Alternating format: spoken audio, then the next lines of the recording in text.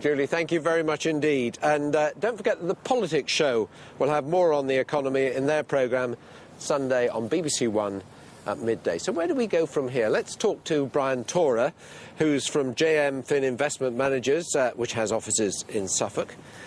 How much of a mess is the economy in, do you think? But it certainly doesn't look in particularly good shape. The problem we've got in the UK is that financial services is much more important to our economy than it is to, for example, France or Germany. And that's clearly having an impact. And another aspect of what's going on at the moment is that we no longer manufacture things as once we did. Now, you look at what's happened in Germany in particular. They've come out of recession because a period of destocking that took place last year has come to an end, and people are now buying goods in order to put them back on their shelves, and that means they're able to manufacture things and sell them.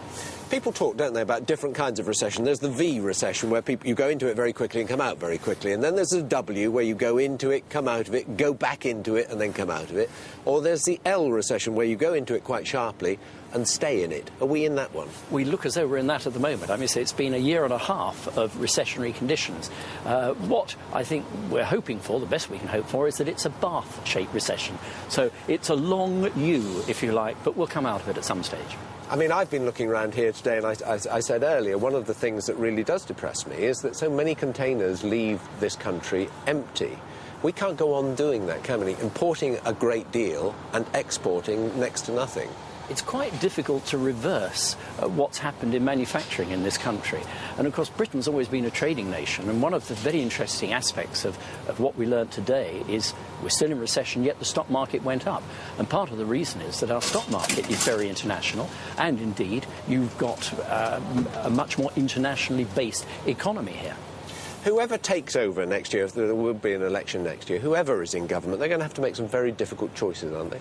The next really important date, I think, is going to be the first budget after the general election. We know it's got to be in May or June, and we're going to have a budget in June or July. It's likely to have some very tough measures. They'll be unpopular, but that's one opportunity they have to do it. And do you think that means higher taxes? Very short answer. We know there's going to be higher taxes. I'm afraid it's inevitable. Good. It sounds quite depressing. Are you depressed? I'm not too depressed, but the trouble is you can't really tell what's going to happen. J.K. Galbraith said there are two kinds of forecasters, those who don't know and those who don't know they don't know. Thank you very much indeed. That's it from Look East this evening. Thanks for your company. From Felixstowe, good night.